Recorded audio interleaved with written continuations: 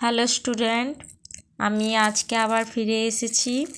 আমরা পড়েছিলাম এর আগের দিনে সত্যি শোনা গল্পটি, তাই তো? প্রচলিত গল্পটি আমরা সবার পড়া হয়ে গেছে। আমাদের পড়ার পরে আমরা এখন চলে এসেছি কোশ্চেন অ্যান্সারে। হাতে কলমে দেখো, প্রথমেই লেখা আছে একটি বাক্যে উত্তর দাও।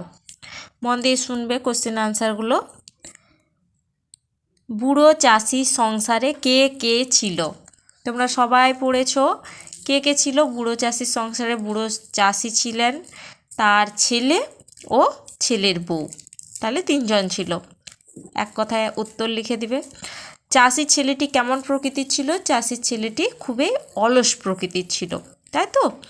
বাপের কথা শুনে ছেলের মনের অবস্থা কেমন হলো? বাপের কথা শুনে ছেলের মনের অবস্থা কেমন হলো? তার চোখ দুটো লোভে চকচক করে উঠল, তাই তো? ওইটা হচ্ছে মনের অবস্থা। এখানে বলতে হবে যে লোভ হলো, মনের অবস্থা হচ্ছে লোভ, আর লোভে হচ্ছে কি হলো? চোখ দুটো চকচক করে উঠল লোভে। ঠিক আছে। বুড়ো চাষি কোন কথাটা তার ছেলেকে বলে যায়নি? বুড়ো চাষি তার ছেলেকে এই কথাটাই বলে যায়নি যে হচ্ছে সোনার যে বলল গুপ্তধনটা, সেটা কোনখানে পোতা আছে সেটা বলে যায়নি। শুধু বলে গেছেন যে হচ্ছে সোনা পোতা আছে ওই জমিতে, তুমি খুঁড়ে দেখে নিও, কিন্তু কোথায় ঠিক নির্দিষ্ট জায়গাটা উনি বলে যাননি। আচ্ছা, এরপরে একটি বাক্যে উত্তর দেওয়া হয়ে গেল। এরপর সংক্ষেপে উত্তর দাও 2 নম্বর। কি আছে? চাষির ছেলে সকাল থেকে রাত পর্যন্ত কতটা জমি খুঁড়েছিল? চাষির ছেলে সকাল থেকে রাত পর্যন্ত আমরা পড়েছি 5 বিঘে জমি খুঁড়েছিল। কতটা? 5 বিঘে জমি। ভালো করে মন দিয়ে শোনো কোশ্চেনের অ্যান্সারগুলো। চাষির ছেলের প্রথম রোজগারে কে খুশি হয়েছিল? কে খুশি হয়েছিল? প্রথম রোজগারে চাষির বউ খুশি হয়েছিল। গল্পে কোদাল দিয়ে মাটি খোঁড়ার কথা বলা আছে। আর কি কি জিনিস দিয়ে মাটি খোঁড়া যায় তোমার জানা আছে বলো?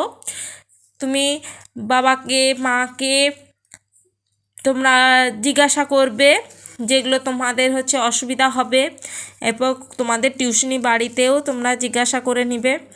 এখানে হচ্ছে আমি যতটা তোমাদেরকে করিয়ে দিচ্ছি, তোমাদের অনেকটা হেল্প হবে, দেখে নিও।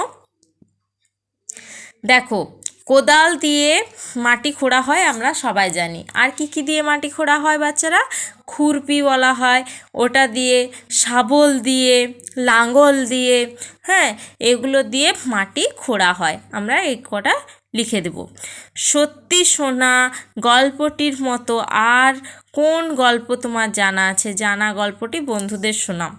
সত্যি শোনার মতন তোমরা অনেক গল্প এরকম শুনেছো। সে একজন বৃদ্ধ, তার হচ্ছে 4 ছেলে ছিল, তারা খুব ঝগড়া করতো, হ্যাঁ, ওই রকম হচ্ছে একজন বৃদ্ধের গল্পটা।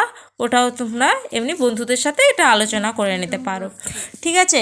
এরপর 3 নম্বর কোশ্চেনে চলে যাচ্ছি। বন্ধনীর মধ্যে থেকে ঠিক উত্তরটা বেছে নিয়ে পুরো কথাটা আবার নিচে লেখো। মানে তোমাদের এই যে এখানে উত্তরটা তোমাদেরকে আবার পুনরায় লিখতে হবে। দেখো, 1 নম্বরে দেওয়া আছে ছেলের চোখ দুটো লোভে চকচক ঝকঝক চকচক ঝকমক না ঝিকমিক করে ওঠে। কি করে ওঠে? চকচক করে ওঠে। তাহলে আমরা এটা কি লিখব? ছেলের চোখ দুটো লোভে এই কথাটা লিখব চকচক করে ওঠে। ঠিক আছে। চাষির ছেলের বউ ছিল খুব চালাক, সরল, বোকা না বুদ্ধিমতী? কী হবে? বুদ্ধিমতী। বউ বলেছিল সোনা যদি পাও তবে আমাদের, তোমার না মজুরদের না আমার কপাল ফিরে যাবে। কতটা? আমাদের কপাল ফিরে যাবে।